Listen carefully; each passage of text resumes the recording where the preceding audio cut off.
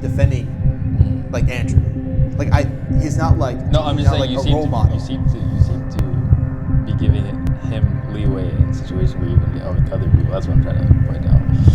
Give me an example where I wouldn't. What's going on, guys? Welcome to episode 43. Thoughtful Banter Podcast. I'm your host, Mahdi, with my co-host, Hussayn. Yes, sir. As usual, we're going to shout out the patrons. So shout out Muhammad, Justin, Ali, Latifa, Ahmad, Ali again, Asad, Deadman, Reza B, Zero, Hashim, who is a new patron. Welcome to the family. And then also our newest patron, DJ Dirty Doorknob. So shout out to you guys. You guys are a big part of the reason why this happens and allow us to continually upgrade our improvement and our setup. Hope you guys enjoy. Yes, sir. And I just actually a little fan update for y'all. This we're recording this like a couple weeks before you're going to be seeing this episode. But as of now, like around August, today's August 19th. We're recording this. We've hit a third of our lifetime views on YouTube in the last month. Yeah. Really in the last like 10 days. Yeah. So like, subhanAllah. Like shout out to y'all. Shout out to y'all. Thank you for the support. Thank you. Yeah, we can't do without y'all. Yeah. I mean, we were plateauing for a little bit and we've basically broken that now. So you guys are the reasons why. So keep sharing, keep telling your friends about us. Yeah. I know there's some of you that like every time I'm in the vicinity, you're telling someone about the podcast. And in the moment, it's embarrassing, but I actually really appreciate it. So shout out you guys. Yeah, and we're on TikTok now. I've been going back and forth between like, I want to be on TikTok or not, but I've gotten a revelation to just go ahead with it. You got wahi, bro. I got wahi. Astaghfirullah. No, I just figured like I'm just a lot more committed. Mm-hmm. I'm just like really in. Yeah. And it's just different when you're in. When you have that mental clarity. I'm just like, so when you figure out really what it is you want and you decide what's needed to get there, your actions just become a lot more clear. Yeah, it's no win or lose, it's do or die. Basically, right? It's just like, that's literally like my mindset. Like, I don't know if you guys know, like I'm not active on Mahdi Films. Mm-hmm. I'm just looking at Thoughtful Banter, like this is what I want. And to get what I want, I need to be posting and be on social media active, and it's like I was going through like a whole psychological thing of like, is this me? What do I want to be posting? And all that is noise. And it's like, I want Thoughtful Banter to be a successful podcast. A successful podcast needs views. There's no emotion attached to that. It requires views. We need to become famous on some level, like some small level. We need to acquire a large audience. That means we need to be uploading like as a job, and that's what we've been doing. We need to be recording like as a job. Like, so some things need to happen. And to anyone listening to this, right? I think a lot of people have like some accounts. Like maybe you have a clothing brand you're trying to support, trying to grow. Maybe you have like a TikTok or something, and it's like, oh, we have that thing, but are we uploading? Yeah. Not really. It's like, why not? Do you want it or not? Figure out the clarity on that. But anyways, yeah, so we're really trying to be harder. Pulling back the curtain here. But yeah, what Matthew said is completely true. All of it's true. We're trying to especially, come up on our consistency. Yeah. Because I think the issue with this podcast, I mean, maybe in the beginning, but as of the past like 6 months, it hasn't really been the quality, or hasn't really been our quality as interviewers. It hasn't really been the amount of guests we've had on, although more guests could help. It hasn't even been like the production quality, which could be better, but it's not like awful. Really, it's just consistency. So we're really just like hunkering down and trying to get it so that you guys get an episode every other week at the same time as expected, As expected, There's no like, oh, maybe they're gonna go on a month break or a month and a half break. 2 month break. 2 month break, yeah. Yeah, it's just ridiculous. Like at some point, just speaking for myself personally, wow, I didn't think I'd be open up like this. I've been doing a lot of introspection. I've been doing a lot of introspection, and I've been asking myself like what I want. And I think what kind of hit me was, at some point in life, you have to look at your actions and take like responsibility for them and kind of ask yourself like, what is it do I want? Do I not have it yet? And is that because of my lack of action? And then I got kind of upset at myself for my actions, because it's like, I'm not doing what I know I should be doing. what's my problem? It's just at some point it's just unacceptable. The work needs to be done. The work needs to be done. So we're just do the work. We're doing the work. So we have a couple of dope topics in mind. For one, this new Andrew Tate, as of now we're recording this, right, August 19th, new Andrew Tate interview came out with this therapist or psychologist, and I was doing some late night work last night. I was listening to it. I was actually like super entertained by this interview. It's so long, and it's actually like a great topic because we talked about Andrew Tate in the past. One of our most viewed clips is us talking about him, and like we're kind of digging in. And I want to say this and I want you to let me get it in because you're going to get triggered. Don't say Jesus Christ, bro. It's such a complicated topic, but basically I think like I had a really good time listening to the interview. And like I like to have gray opinions by everyone, right? Like obviously he's not a perfect person, but I also don't think he is as bad as some people make him out to be. I also don't think like he should be like the role model for everyone, right? Like he certainly gasses himself up a lot, and like the fans who are like super into him are mostly still like naive-ish young men, right? But his interview was so entertaining because the psychologist was actually asking Andrew Tate like some really good questions. And like a lot of previous interviewers like with the BBC, they just come at him like allegation. And those are way too extreme, like on the negative side, right? Where it's like you're not interviewing him as a person, but the psychologist is like actually like he's arguing with Andrew, but like in a good kind of like friendship way. And I'm seeing like the cracks in Andrew, like not even like, I'm not saying like he's in a fake way, but it's like Andrew's like literally like in the interview saying, these are very good questions. Like no one's asked me these questions before. I'm very much impressed by this. Wow. You know, it makes you see kind of like the man he is. I don't know. Did you see it at all? No, I just saw like a clip of it, like here and there. Like there was a post, and then I was on Thoughtful Banter. I was like, why is it in my recommended? That's just me. And so I just clicked on it. But I only watched like a couple minutes, so no, I didn't watch it. It was really funny because Andrew was talking about like the therapist was asking him about like his mindset, right? And Andrew was saying, I don't believe in anything that doesn't make me stronger, right? And the therapist was like, so your recent like belief in God, because if you guys don't know, like, and only recently Andrew's become like religious, but beforehand he was kind of like I think like an atheist or like just kind of like ungodly. Like there's clips of him in the past talking about like how believing in God is silly, which he said now like he regrets that a lot, right? But he was like, is your belief in God part of just your own psychological belief of only believing things that are positive to you? And in the interview, Andrew's like, of course. He's like, if believing in God is what's more beneficial to me, then why wouldn't I believe in it? Which I thought was like a really interesting argument, because even Islamically, I believe it's Imam Jafar Sadiq talking about the argument, and this is like contributed to like I think one Greek philosopher, right? But like I think Imam Jafar Sadiq said it first, right? Was it Pascal's wager? Pascal's wager, but Imam Sadiq said it first, where it's basically the argument of believing in God because, and it's like it sounds like I think not silly, but it sounds like, oh, how can that be real belief? But I think it makes sense. And the argument is basically as follows, right? You have an atheist and you have someone who believes in God, right? Just give the wager, bro. Yeah, the wager, yeah. So the wager is, if I go my whole life believing there's Allah, and therefore I follow Islam, and I avoid haram, and I only do halal, and I do these things, right? And I die. And when I die, there's nothing. There's no heaven, there's no hell, there's just nothing. Okay, there's nothing. But if I live my life claiming there's no God, and I'm sinning, and I'm doing these terrible things, I'm living a hedonistic lifestyle, and I die, and there is a God, I'm in hell. You know? So you have way more to lose in that circumstance than the person who's religious and they went to nothing. Because nothing is no punishment.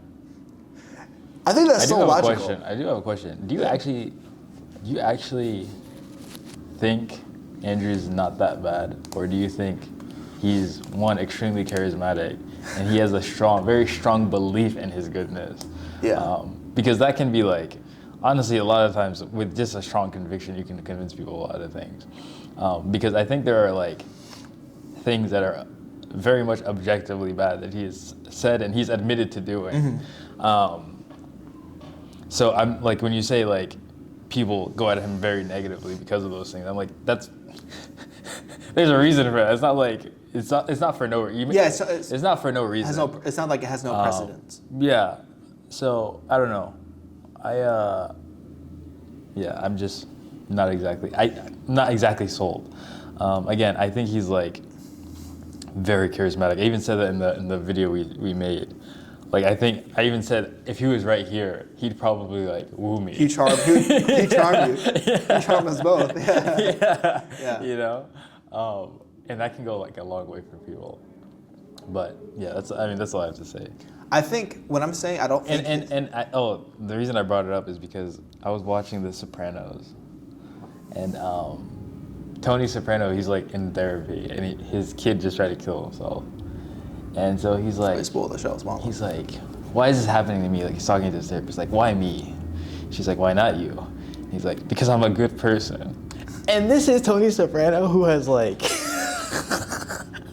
No, I'm not comparing them because like Tony in the show is first of all, he's fake. But second of all, in the show, he's like actually killing people. Like actually killing people, actually ripping people off out of money, scamming them. So it's not like a comparison on the amount of evil that they've done. My only point is that like most people think of themselves as good people, even when they're really not good people. Mm-hmm. So just like, I guess how does that factor into your judgment is what I'm wondering. What I'm trying to say, he's not that bad. I'm looking at like all extremes. So I see like there's one extreme of people who are like, you just say Andrew Tate, and they're like, oh, this guy's done yada yada yada, and like the things they reference, some of the things there's like no evidence for, or like they're just assuming that he's literally like our generation's like, I don't want to say Hitler, but like he is the imagery and the epitome of like everything that could possibly be wrong, and the way I view him, I feel like it's more just like, I just think him as a dude, and I think like. People are like actually really complicated, and I like agree. Whatever like, and I'm not trying to take away responsibility, right? Like whatever wrongs we've done, Allah knows. Whatever good we've done, Allah's known. My thing is like I don't think he should be like this role model figure, but I also don't think like inversely how I don't think that he should be like this role model for all men. I don't think that he should be like viewed as like this image of like what is everything wrong with a man. I just think he's a guy who got way too famous, and he has like faults, and he's also just like super charismatic and entertaining. What about Daniel Hakikaju? What do you think of him? Dude, why can't I put a face to that right now? Daniel the Hakikaju. Muslim skeptic.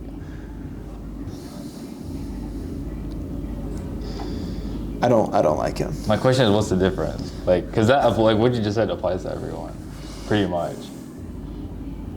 That's a really good point you made. I mean, I think like he calls Shias kafirs. He calls Shias kafirs. But he also has like good points, and you know he has some good points occasionally. I think Daniel. Really, I mean, like it's for one, it's like Allah knows. I don't know, but like my opinion is that, and I'll admit, Andrew Tate's a lot more charismatic than Daniel Hakikaju. Definitely. And that's like, I think that's like, Definitely. to your point, right? Like, he's easier to like because like he's good at speaking. But also he's entertaining. He's hilarious. He's hilarious. He's actually absurdly smart. Yeah. Like, he's actually like intelligent. He's highly intelligent. Again, we said all of this in that first video. Highly intelligent. He's attractive. Highly charismatic. And hilarious. Yeah. He's funny. Like I'm not even, everything like in terms of engaging with him is like attractive for anyone to like to speak to him, right?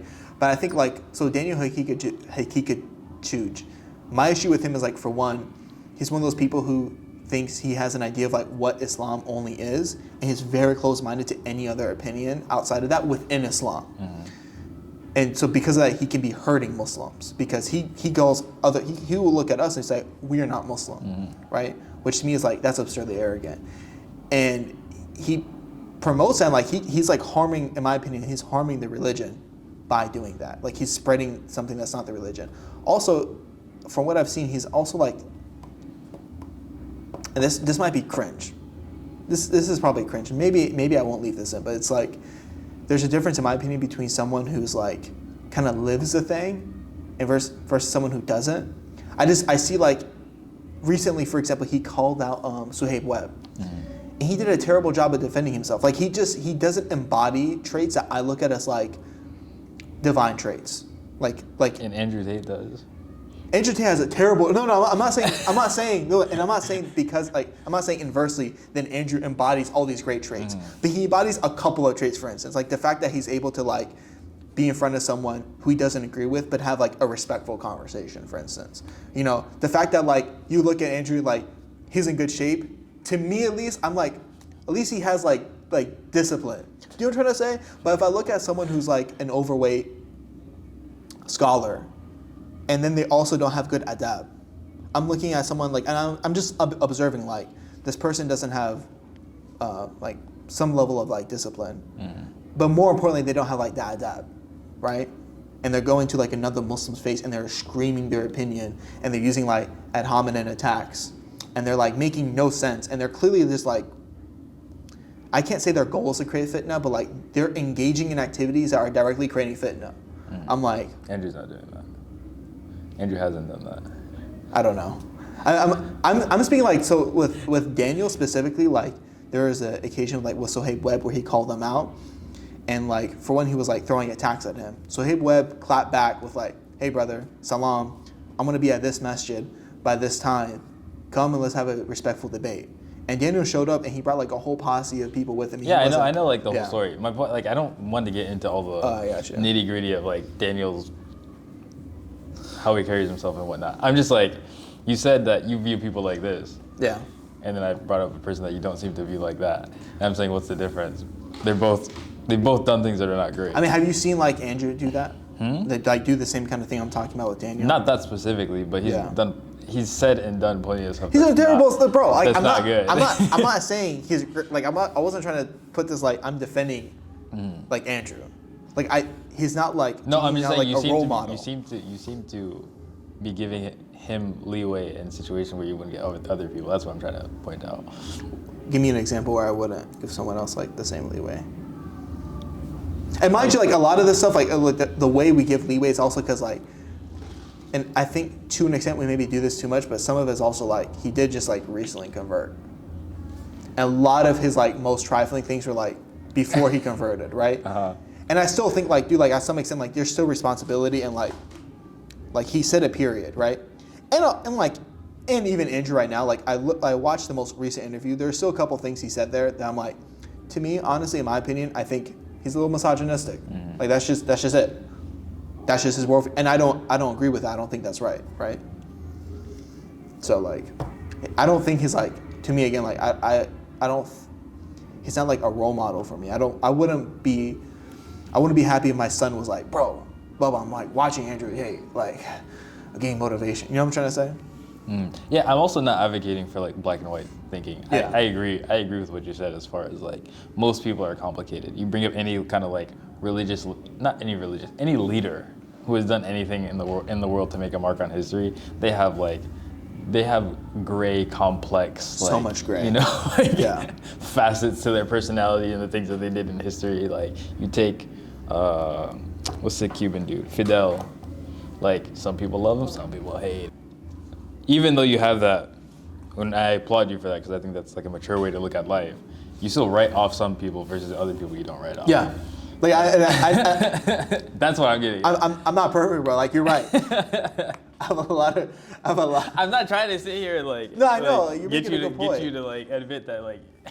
No, you're right. You're flawed. That's like that. I'm admitting. No, you're my brother. Like I understand. Like I'm admitting that. Like it's like. This is so weird. I'm admitting that the interview was entertaining, and I'm admitting that like because it's entertaining, I'm writing off some things I wouldn't write off someone else. Otherwise, maybe. That even are like this. I don't want to say they're Islamic, but like Islam has already come to kind of these conclusions, and they're just echoing something that Islam has already said, which is why it kind of bothers me when people just like write off feminism. It's like, oh, completely feminism, right? Feminism is like. Granted, there are a lot of things wrong with feminism, especially like what is it, fourth or fifth wave feminism? Like, I don't remember the feminism that's popular now. Please do not misunderstand me. There are plenty of issues with it. But I just think in our analysis of these kind of like social phenomena, we should be more complete. Be more nuanced. That's kind of been my gripe. Like, and this is since the beginning of this podcast. we always circle back to this in the podcast, and I think we circle back on it because it's a truth, right? It stays.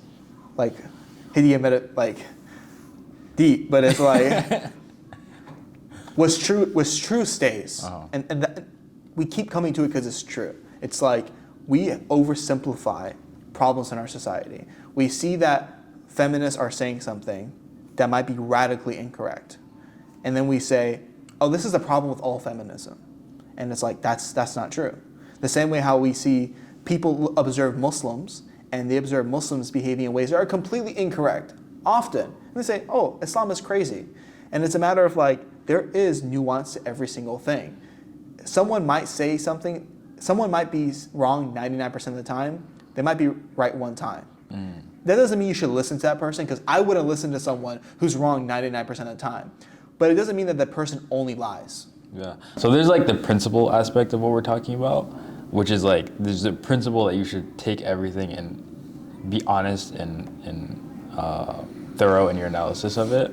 But then there's also like a pragmatic sense to it too, which is that anyone who's actually a feminist, or anyone who actually holds a belief that you think is like wild, is less likely to listen to you if when you start a sentence you say, oh, all people from this belief are like this, and this should be written off, right? So it's like, the pragmatic point is like, if you actually engage with these things, like in good faith, and they're not just like trying to make like polemics points of, you're not trying to be a polemicist, right?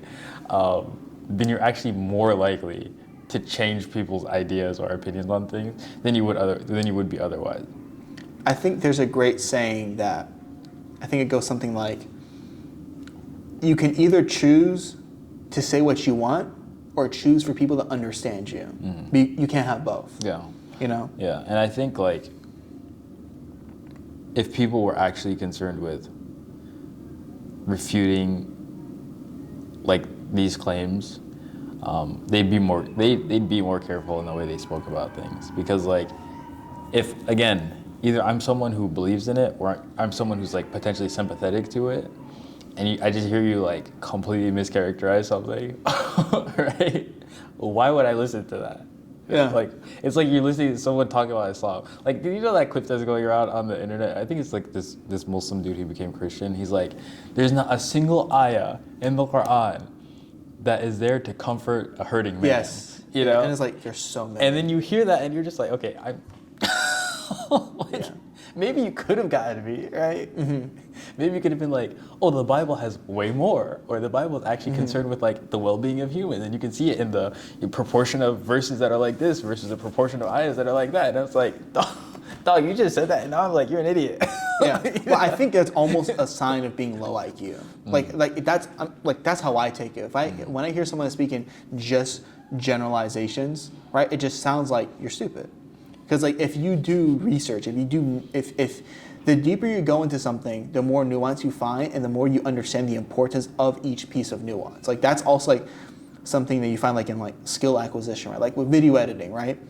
You might look at like, oh, I can edit on Canva, put together some reels. Oh, it doesn't look that bad. It looks good enough. But you see the difference between a reel that gets 5 views and 5,000 views, and then 500,000 views and 5 million views. It's all like very different skill sets. Like, that's like even when I'm learning like editing this podcast, for instance, right? But like, the person who gets better at the skill, they can see those details. The person who doesn't know, it's like, that's all the same. It's all a video. Oh, it's 480p, doesn't matter. It's just a video. So there's a big difference though between 1080p and 480p, and there's a big difference between good lighting and bad lighting, and then good sound versus having no good mics with echoey background noise and all that. You know, and then like having like, there's so much detail. And all the details matter. And that's why it's like, that's why we kind of feel damned in this world. You know, it's crazy. Yeah, and then it's interesting, you talk with like people who are either hard one way or hard another way, and you sound like a centrist. Like, you sound like a centrist to them, because you're like, well, you know, like there are certain camps, like I find myself sometimes like I'm in a camp that's like very hard this way, and a camp that's like very hard that way. And then in this camp, I sound like these guys, and in that camp, I sound like those guys. Yeah. You know? That's such a, that's so common, right? Like talking to Muslims where like, talking to people like I love and respect sometimes, they might interpret me to have beliefs that I don't have, simply because they're so extreme on one end that for me to say like, hey, I agree with you, but let's bring it to the middle, means I don't believe in anything what you're saying. I find that to be the case all of the time. I'm talking like to like the very liberal, like female Muslim who's like, hijab is not wajib, nothing matters, women can lead men in salat, like one full and extreme. And I'm like, what are you talking about? Hijab is wajib, right? They look at me like I'm from the Taliban. Just saying that, right? And then on the other hand, I'm talking to one really like strict Muslim dude with like the beard going down to his chest, and I'm like, yeah, you know, like women can lead each other in salah. I might just tell the other guy like, yeah, you know, like women wear hijab, but they're not wearing it to protect themselves from men. Women wear hijab because Allah told them to wear hijab. It's for themselves. It's not because of you and your temptation. Like, you need to focus on lowering your gaze as well. Or like, women can lead other women in salah. And that guy might lose his mind and be like, oh, you must be liberal. You must be one of the liberals, bro. Degeneracy. You're probably a Shia in it. That's it for episode 43 of Thoughtful Banter Podcast. I had a great time talking to Tell us what you think of the background. Yeah.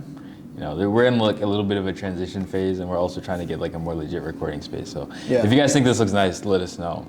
Yeah, let us know you like the space. I think like if they do, like we'll say like this is actually like really good. I think it's easier to set up with this. But before you guys go, make sure to share this with a friend, like it. We're trying to grow the podcast, so please, whatever you're listening to this on, if this is on Spotify in your ear right now, or if it's on Apple Podcasts, download it if you want. Make sure you're giving it a 5-star rating. Share it with a friend. If it's on YouTube, make sure you're giving it a like. Make sure you're sharing. Make sure you're commenting your thoughts. And yeah, guys, we'll see you next time, inshallah. Assalamu alaikum.